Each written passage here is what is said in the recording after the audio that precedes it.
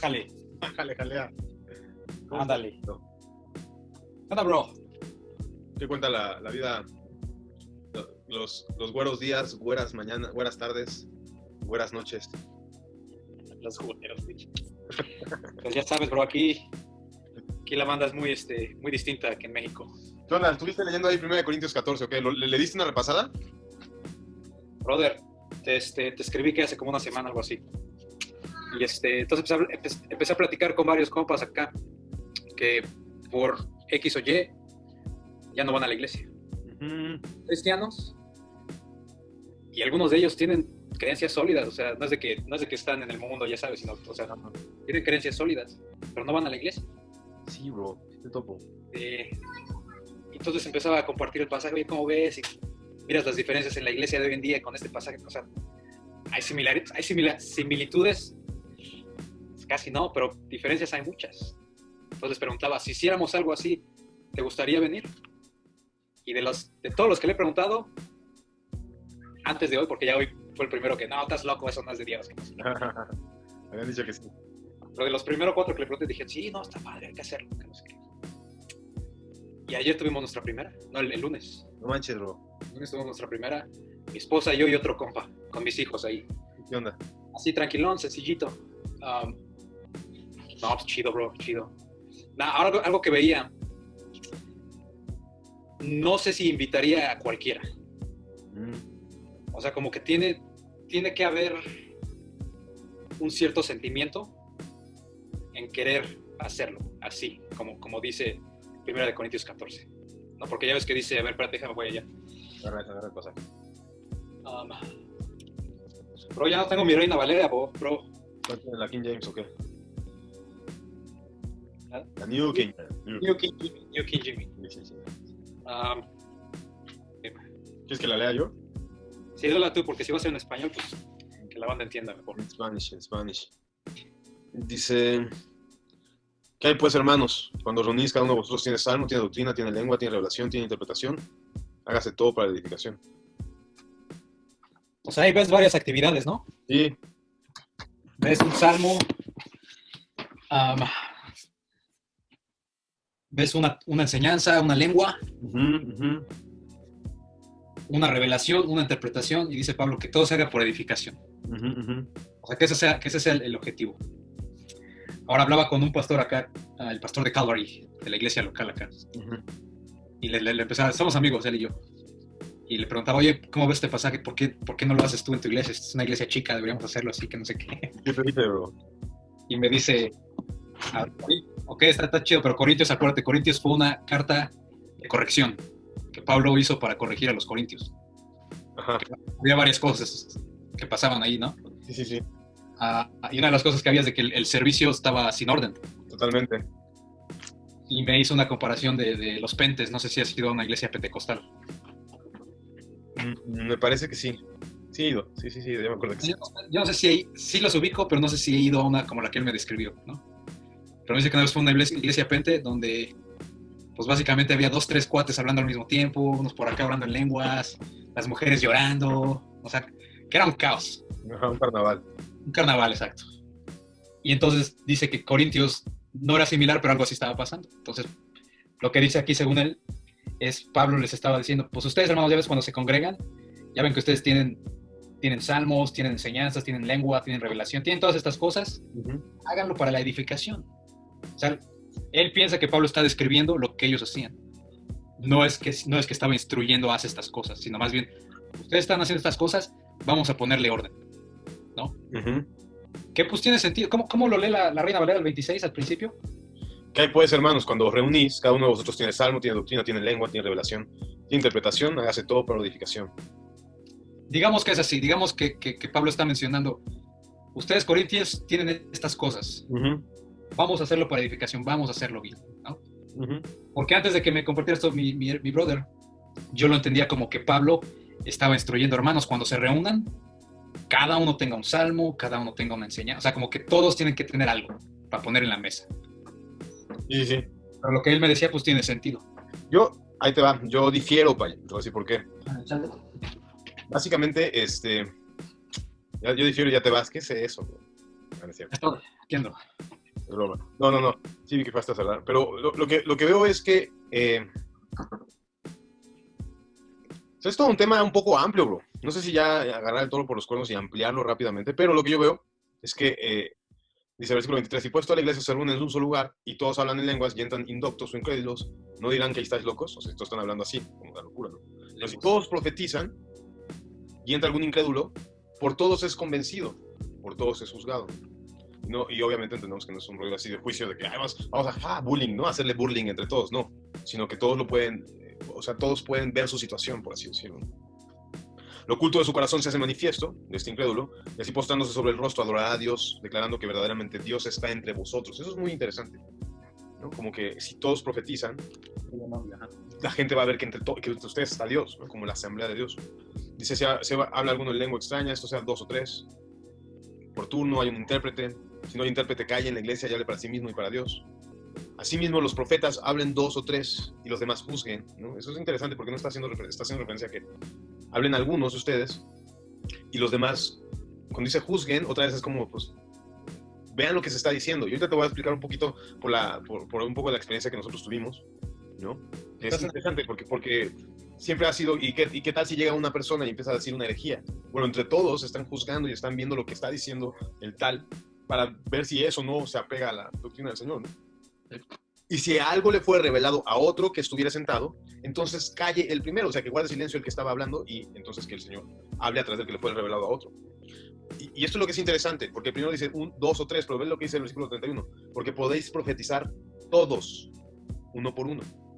You cannot prophesy, para que todos aprendan y todos sean exhortados. Entonces, no es que solamente se limite a 2 o 3 profetas, sino Pablo lo que está diciendo es todos pueden participar de esto.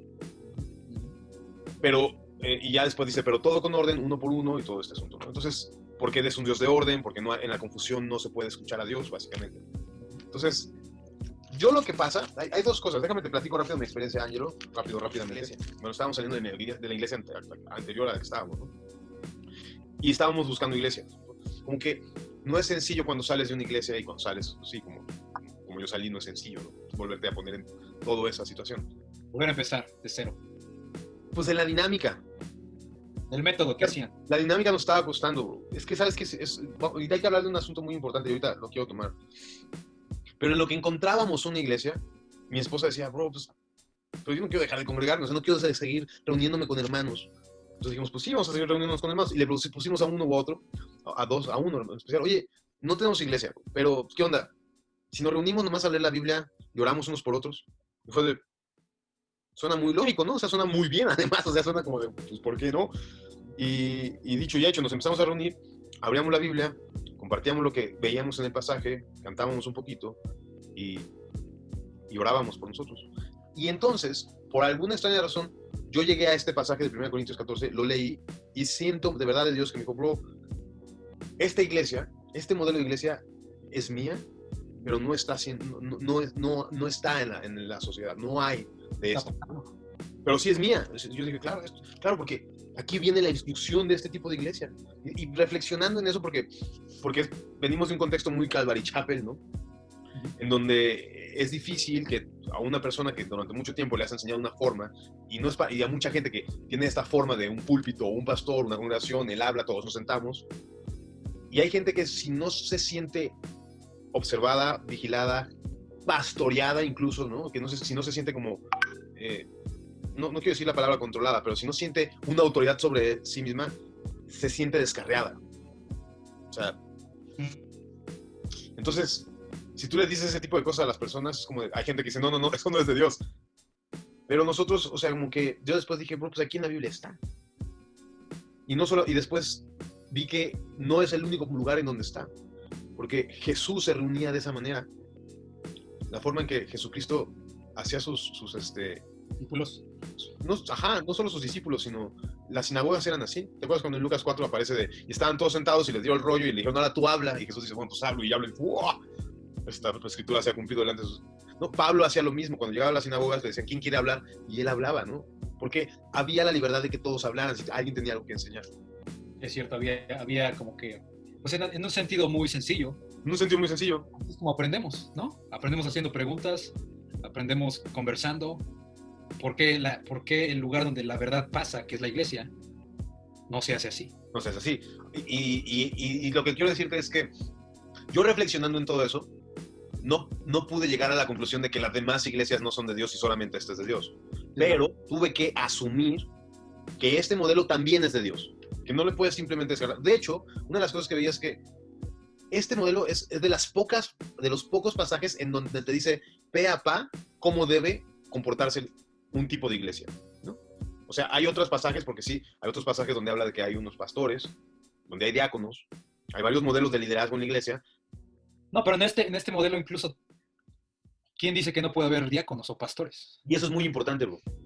Eso que estás diciendo es bien importante porque básicamente yo creo dos cosas.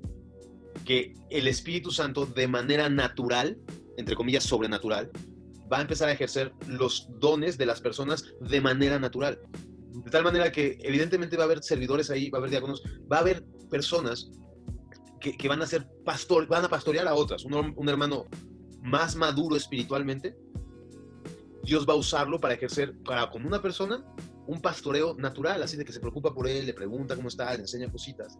Una persona va a ser también usada por el Espíritu Santo para servir a los hermanos y así. O sea, vamos, si es la congregación de cristianos, yo creo que el Espíritu Santo va a venir y va a ejercer los dones espirituales en esas personas para que de manera natural accione el cuerpo. No es que no haya pastores, no es que no haya profetas, sino que suceden de manera natural. Déjame te digo algo de esto.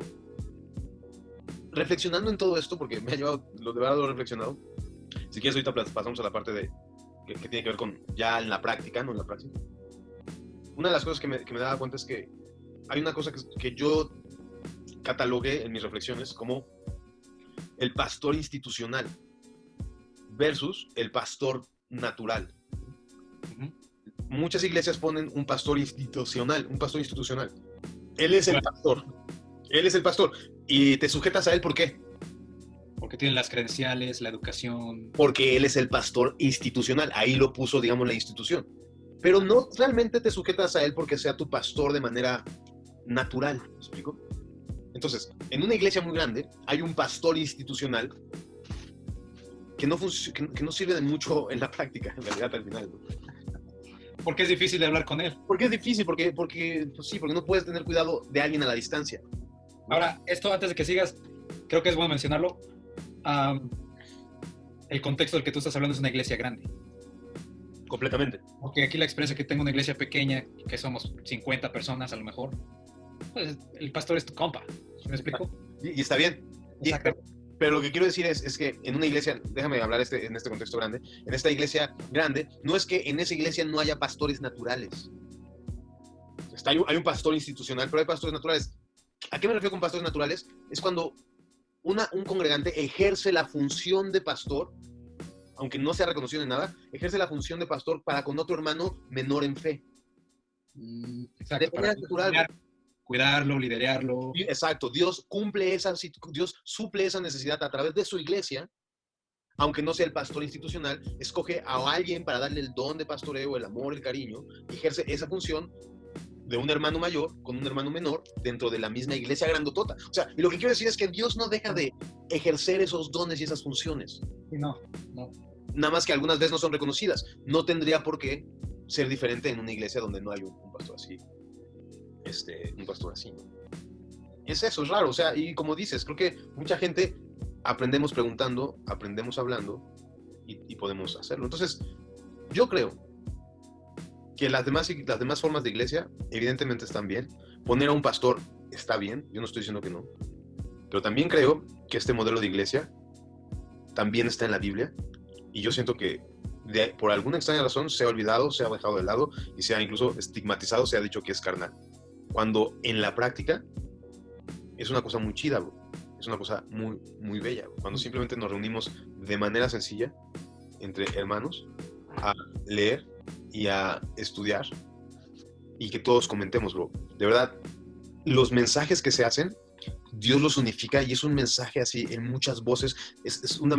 Básicamente lo que hacemos es oramos, cantamos una o dos, abrimos la Biblia, a uno le toca leerla, dar como la patada inicial, como el devocional inicial, y entre todos vamos platicando lo que nos llamó la atención del pasaje. Bro, se hace un mensaje, con un solo mensaje, pero desde varias perspectivas, con varias voces. Es bien padre ver cómo el Espíritu Santo une todas. Y al final sales como bien edificado. Esa es mi experiencia, honestamente. Y nosotros no lo hicimos tan formal como tú, de que, digamos, sigamos un pasaje todos. Más bien lo que yo hice fue, otra vez, Corintios 14, 26. Ya ves que dice, si alguno tiene un salmo, tiene una enseñanza, una lengua, una revelación. Entonces yo les hacía la pregunta, ¿alguno de ustedes tiene una canción? Está súper chido, bro. O una revelación. Y de hecho, así empezamos. Alguien nos compartió una revelación que Dios le dio en la semana, ¿no? Y de ahí nosotros juzgamos, porque ves que dice los demás juzguen. No, pues si está en Dios o no está en Dios, ¿no? O viene de Dios o no viene de Dios, porque ¿cómo sabes si viene de Dios? Pues la verdad, ¿no? La Biblia. No más vas a saber. Creo que ese es un tema muy importante, y los demás juzguen, o sea, porque no es como que no es como un estrado así, tipo, no sé.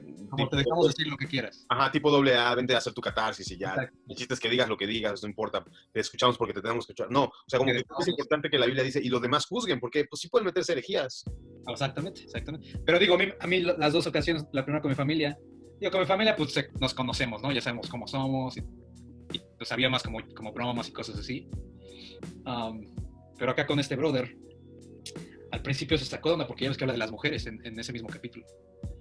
Y yo le decía a mi esposa, mira, pienso que había un contexto ahí en Corintios, que Pablo conocía qué estaba pasando con las mujeres. Pienso que la Biblia le da dones a los hombres como a las mujeres y dice que todos profetizan. Entonces, pienso que tú estás invitada a participar. Entonces el brother así como, ¿qué? Pero pues ahí dice que no sé qué. Exacto, eso podría causar un poquito de problema por lo mismo, porque, ok, pareciera que nada más los hombres podrían ejercer esto. O sea, si nos queremos ver muy, muy, muy bíblicos, tendríamos que decirle, bueno, esposita, nomás escucha cómo nosotros hablamos. Pero insisto, yo creo igual que tú, hay un contexto por el cual está diciéndole eso a las mujeres, ¿no? Pero yo creo que hemos caminado hacia una, incluso madurez social, ¿no? En donde ya no vemos a las mujeres como perros, nada de eso, sino que reconocemos la igualdad que tienen en Cristo, ¿no? Otra vez, y retomando el punto, es interesante que quien estableció esa iglesia pues fue Pablo. Y Pablo no dejó ahí maestros, ni pastores, ni mandó a nadie para ser maestros ni pastores. Solamente dio instrucciones de que no se hagan en desorden las cosas. Exacto. No, de hecho, en esa misma carta, creo que es capítulo 7, dice, creo que Pablo mismo le da encouragement. ¿Cómo es encouragement en español? Ánimo. Le da ánimo a las mujeres. Los encorajona. Las encorajona. A que profeticen, creo que es el capítulo 7. La tengo que checar, pero me acuerdo que lo leí hace no mucho.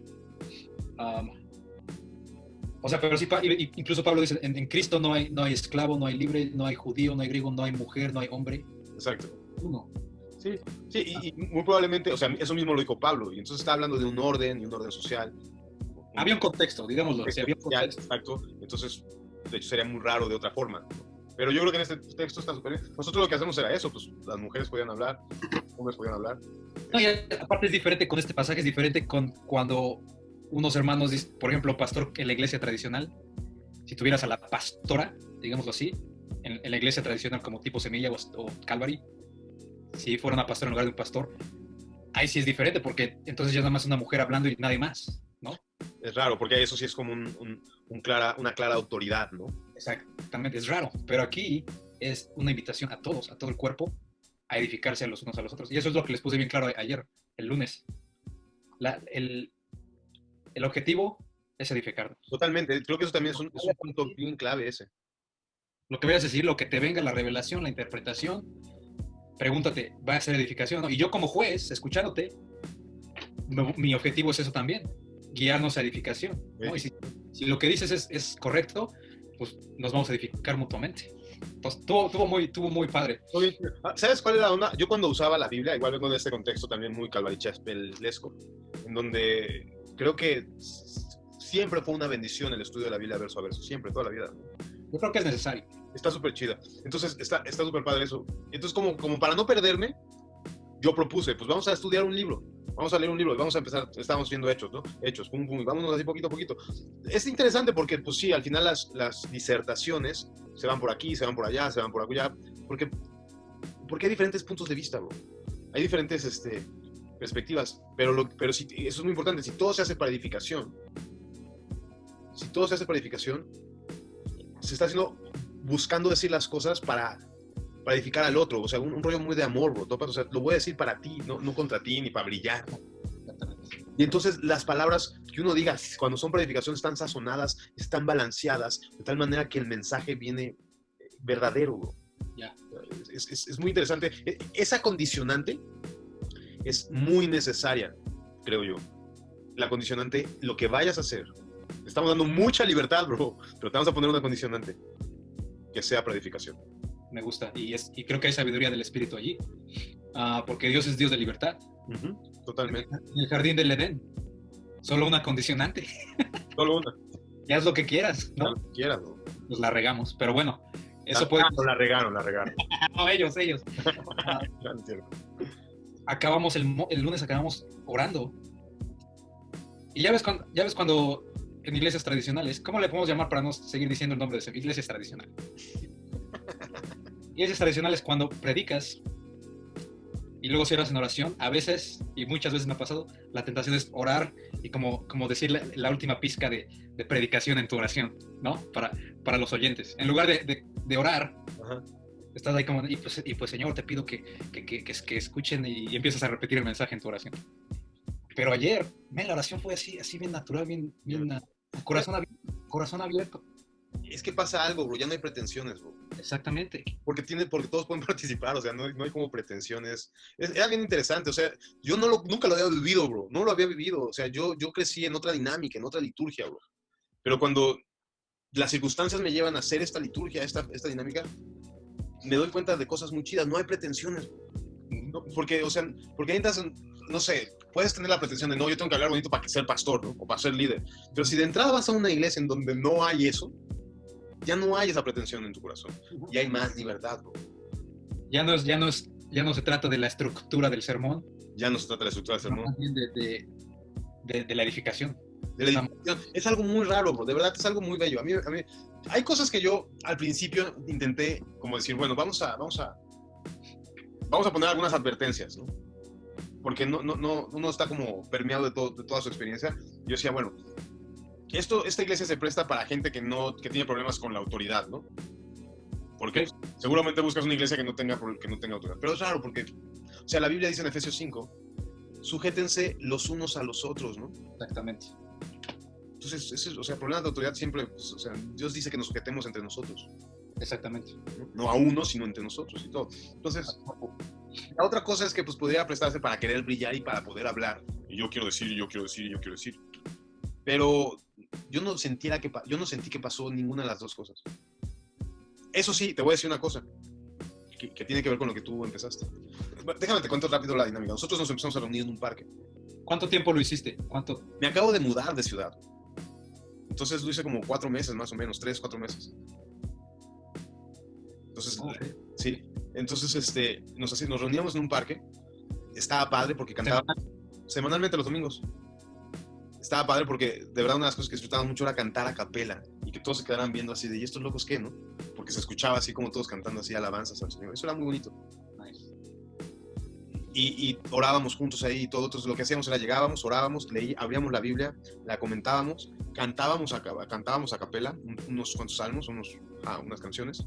Y orábamos unos por otros y ya.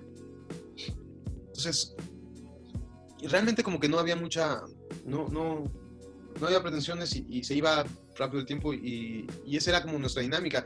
Y nunca sentí por lo menos yo, nunca sentí que fuera gente así, que tuviera problemas con la autoridad o algo así, no.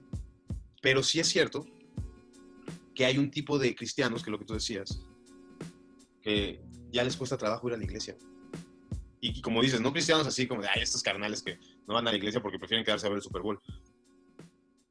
No, o sea, hermanos que creen y que sirven a Dios en su día a día. y que estudian la Biblia machín, bro, ¿no? Ajá. Yo creo que la principal causa por la que sale la gente de la iglesia es por abuso de liderazgo, bro, por un liderazgo abusivo. Eso es muy común, por lo menos acá en México, que por un liderazgo abusivo la gente salga. Es muy común. Entonces yo siento que mucha gente está dolida porque sufrieron liderazgos abusivos, ¿no? ¿Crees que el liderazgo abusivo se florezca por la falta de relación entre el liderazgo y los, no sé cómo le, o sea, los creyentes. Sí, como el rebaño, ¿no?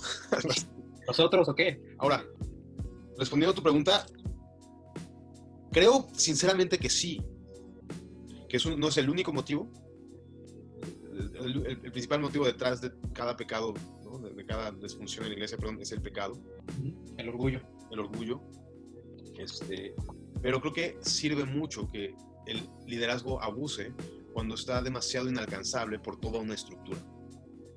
Cuando hay una estructura grande, amplia, que hace inalcanzable a los pastores o los pone en un pedestal demasiado evidente, creo que ese escenario ayuda mucho, o sea, que se pueda ejercer una especie de abuso de autoridad. A una desconexión. A una desconexión. Lo que tú decías es muy interesante. Es difícil que haya un abuso de autoridad en una iglesia tan pequeña. Donde hay relación. Donde hay relación, bro. Pues le dices, bro, ¿de qué me hablas? Estás bien loco. Y el pastor no puede decir, ay, bueno, pues este se va, pero tengo a 45,000 más, que se vaya este. En una iglesia chiquita, pues es como, se va él y se me fue el 10% de mi iglesia, bro. Entonces, no es como simplemente, váyanse, vete, ¿no? O sea... No, pero aparte, si realmente tienes una relación, te duele si se va, ¿no? O sea, si perdí a alguien que estaba cerca de mí. Completamente. Entonces, yo creo que eso, o sea, yo creo... Y aquí podríamos introducir otro tema con respecto a este tipo de metodologías de 1 Corintios 14. Es que yo no creo que sea un formato que sirva para un gran número de personas. Eso sí te lo creo. O sea, lo he estado pensando porque yo sí creo que Dios está queriendo hacer algo aquí. Pues, o sea, fíjate lo que está pasando a ti y cómo hay gente dispuesta a hacerlo, ¿no? Y a mí es cuestión de que lo empieces a comentar con los creyentes para que digan, órale, no, sí hay que hacerlo, ¿no? ¿Por qué está la gente queriendo hacer esto? Número uno, en las iglesias que tenemos hoy en día, yo creo que la gente no se siente edificada. No sé si cuando termina el servicio no se sienten transformados, no se sienten de que algo pasó diferente, ¿no? Fue nada más como, pues es mi tradición, es lo que hago todos los domingos, mi religión, ¿no? Entonces eso creo que está pasando mucho últimamente. O sea, literalmente lo que huimos del catolicismo ya se convirtió el cristianismo también, literalmente. Y número dos, la generación en la que estamos viviendo, bro. O sea, esta generación no es la generación pasada de que me callo, sí señor, lo que usted quiera, ¿no? Esta generación quiere una voz, esta generación quiere una plataforma. O sea, social media. Todo el mundo quiere hablar, quiere decir algo. ¿Y no es interesante que tenemos un modelo bíblico sí. para hacer iglesia así? Es que eso es lo que a mí me llama mucho la atención, o sea, que es bíblico. Exactamente. Suena difícil y suena como a romper amarras y hacer así como, estos locos que no quieren pastor y todo este rollo, pero te voy a decir una cosa. Últimamente yo he estado dándole muchas vueltas al tema de la libertad, ¿no? Y una de las últimas conclusiones a las que he estado llegando, todo lo que he estado pensando es que, como decías tú, como lo he expresado ya, incluso en mis redes sociales, todo, Dios prefiere libertad que seguridad. Para Dios sería muy fácil darnos la seguridad de que no pequemos, de quitarnos tentaciones, de vivir seguros. Pero prefirió darnos la libertad.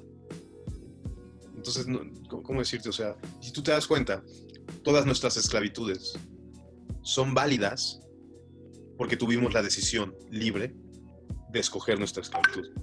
O sea, ¿en qué sentido te lo digo? Me refiero a cuando haces un contrato. Yo ya me esclavicé, tengo que trabajar así. Pues bueno, pero nadie te obligó. Cuando haces una promesa, cuando te casas, por ejemplo. Cuando te casas, decides hacerte esclavo de tu cónyuge.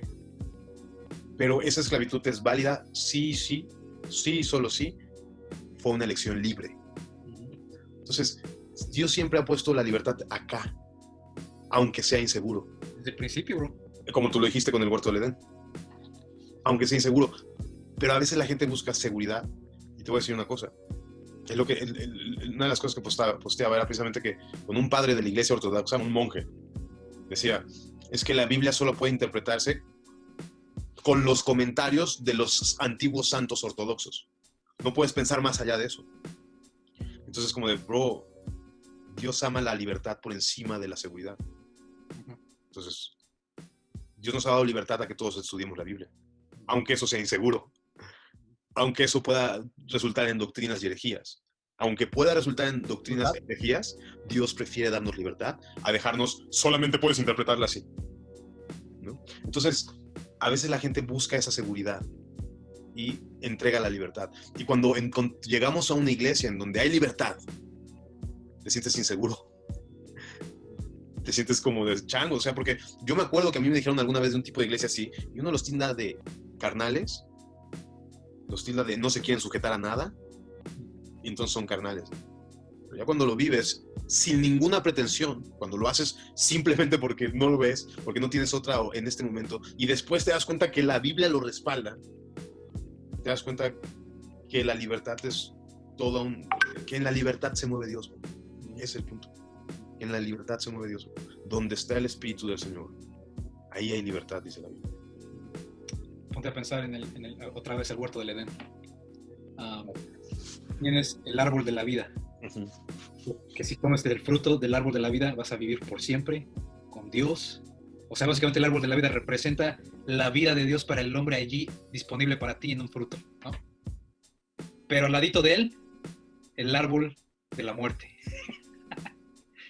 O sea, y lo que me ponía a pensar cuando meditaba en esto, para yo estar más cerca de Dios, no quiere decir que Dios me va a quitar la posibilidad de peligro. Exacto. Porque el peligro va a estar allí presente en mi carota cuando quiero buscar a Dios. Totalmente, bro. Pero la libertad de elegirlo a Él. Exactamente. Y eso, de alguna manera... Era lo mejor. Era lo mejor. Y es que de alguna manera esa libertad es la que hace válido todo, bro. Que haya sido una elección libre seguirlo a Él. ¿No? O sea, eso es el principio del amor al final. Mis amigos calvinistas no les gusta la idea, pero digamos que tengo pues siempre viene a mí, oye, no, y siempre viene con la misma, ¿sabías que Dios solo murió por los elegidos? Y así. Luego hablamos de eso si quieres.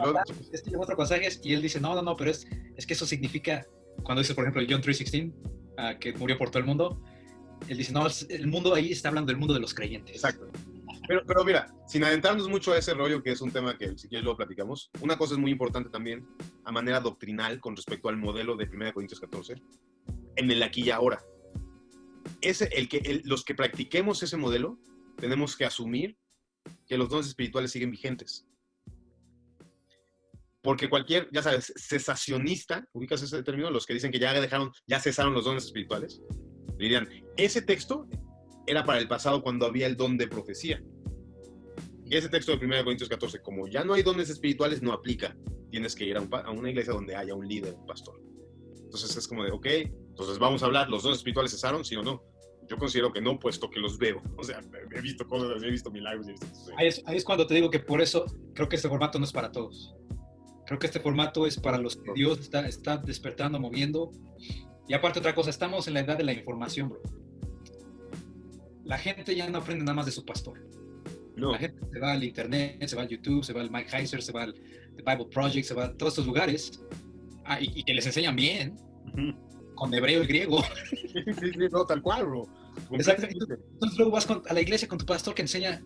Que pretende hacer eso, ¿no? O sea, que pretende llevar tu relación a través de enseñanza cuando en la Biblia hay cuando en el internet hay enseñanza así de doctores en teología, bro. Que llevan su vida estudiando literalmente una forma del hebreo ahí cómo se mueve. Exacto, así una tilde, o sea, identifican así un rasguñito de una letra en hebreo, ¿qué significa? ¿Qué sentido?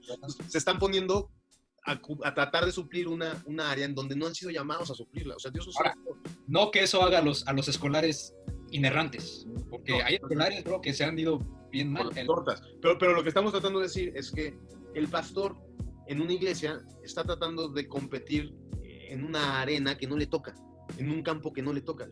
No se tiene que poner ahí a explicarles el griego y el hebreo, puesto que eso hay ya en otros lados. Lo que no te va a dar el Mike Heiser y el Mike McIntosh y toda la gente es esa cercanía. Exacto, la relación. Eso es lo que se creo que sí, enseñanza. Una cosa es saber y otra cosa es enseñar. O sea, la aplicación, ¿no? Y creo que sí, muchos pastores tienen ese don de Dios de que les da una aplicación bien maravillosa para su gente que están pastoreando. Entonces, ahí sí no hay competencia, aunque seas el escolar de Harvard, ¿no? O sea, si Dios te puso en un lugar y sabes, entiendes a tu gente y aplicas la Biblia de una manera que viene de Dios, pues no se compara aunque sepas todo el griego. Y la verdad no estoy diciendo eso. A lo que estoy hablando es de que la gente hoy en día tiene recursos que antes no tenía. Y cuando tienes recursos que antes no tenía, surgen preguntas. ¿no? Y luego a veces el pastor en una iglesia local, por no conocer todo el contexto, porque, seamos honestos, nadie va a saber todo. Nadie va a saber todo. Podemos saber, yo puedo saber un poquito de 1 Corintios 14, tú puedes saber un poquito, Heiser puede saber muchote, ¿no? Pero entre todos nos conectamos. Y la única manera en que esa conexión pasa es con este modelo. Está bien chida. Ese modelo está súper chido, bro. Exactamente, porque estás interactuando, estás hablando y los otros están juzgando. ¿Y sabes Con el modelo tradicional, tú estás calladito y ya tomas tus notas a lo mucho. Adiós, pastor, nos vemos el siguiente domingo. Bro, ¿y sabes qué? La gente está...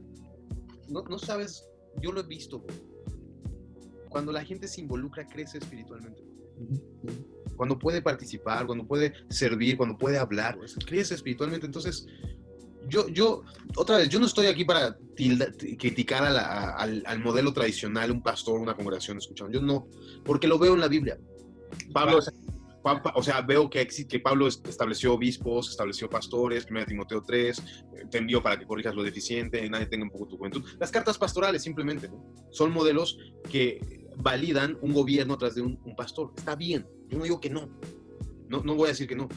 Lo que sí voy a decir es que el modelo donde no hay un pastor, sino que todos participan, también es de la Biblia. Una de las cosas que nosotros decíamos no es que no tengamos pastor, sino que neta, en serio, queremos que Jesús sea quien pastorea aquí. Que Él sea con su Espíritu Santo el que establezca funciones, el que mueva, el que siente, el que levante, el que dé voz, que sea el Espíritu Santo el que consuele, que sea Jesús nuestro pastor. No es que no tengamos, sino queremos que a través del Espíritu Santo Jesús nos pastoree. Además, no sé, creo que este modelo tiene un abanico muy amplio de posibilidades en la edificación de las personas. Las iglesias grandes tienen otro tipo de posibilidades. Las iglesias grandes de mucha gente de un mundo tradicional tiene unas posibilidades no sé, de ayuda social, misionera tal vez, muy importante.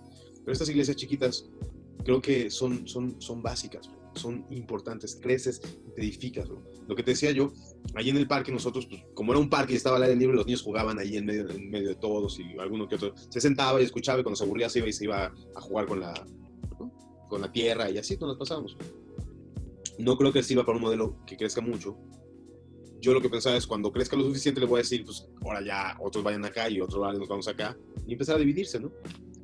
No sé, no llegamos a que creciera a tal grado en donde ya no hubiera tiempo para que todos hablaran. No llegamos a ese grado.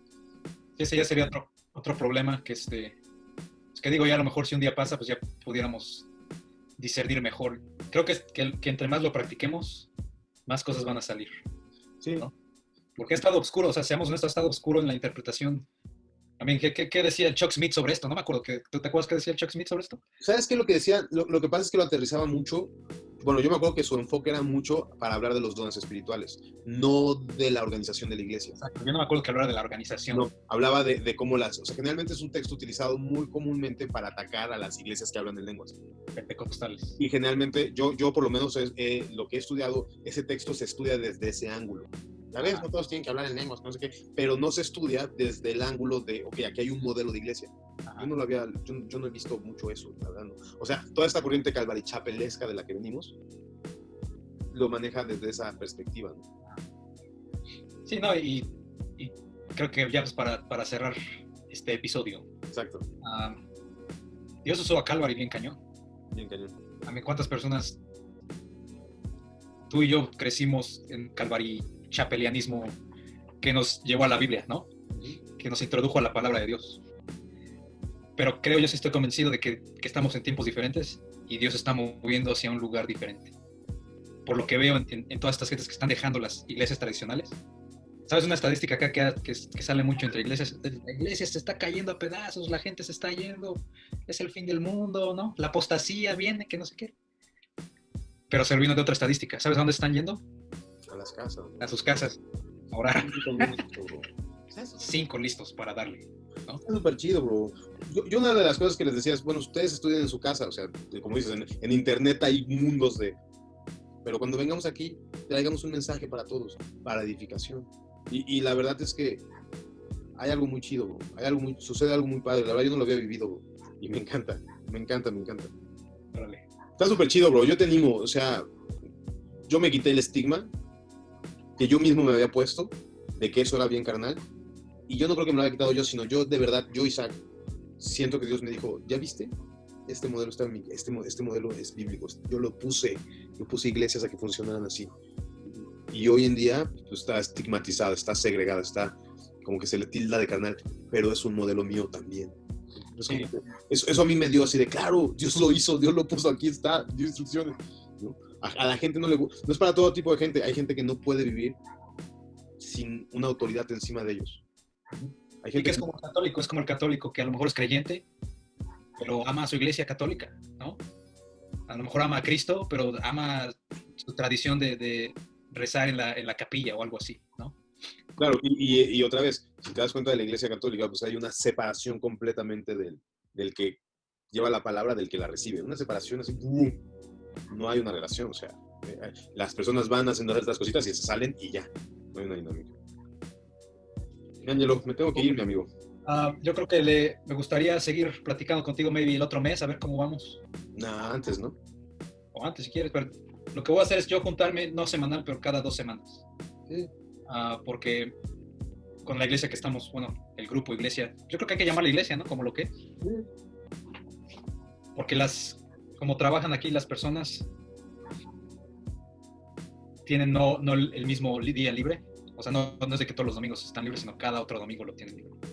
Entonces, para no andar combinando días, Cada 2 semanas. lo que les dije, pues vamos a juntarnos cada domingo que estés libre. Entonces, este domingo viene mi amigo que vino el lunes y viene otro amigo con su esposa. Está súper chido, bro. ¿Y te acuerdas ese versículo que dice, donde están 2 o 3 congregados en mi nombre? Mateo 18. Ahí estoy yo, bro. Pero estoy emocionado por esta porque este amigo que te digo, es uno de esos que estudia chido, estudia machín, tiene preguntas acá bien locas, bíblicas, y uno de sus maestros favoritos es el Mike Heiser. Vale. Siempre viene conmigo acá con preguntas locas. Y está bien emocionado por esto. Qué chido, bro. Eso le va a súper encantar. Valle, me tengo que ir ahora sí. Vamos, bro. Valle. Ahí luego le seguimos. Te mando un abrazote. Ahora sí que te mando bendiciones a tus hijitos y a tu... Sí, pasando como a... Pero no, más de que te mando bendiciones para ti y para tu familia, Valle. Bueno, hermano, bendiciones. Gracias por hablar, bro. Estuvo chido. Ahí seguimos en el próximo, a ver de qué hablamos, si del infierno eterno o no, ¿va? Órale. Órale. Bendiciones. Bye.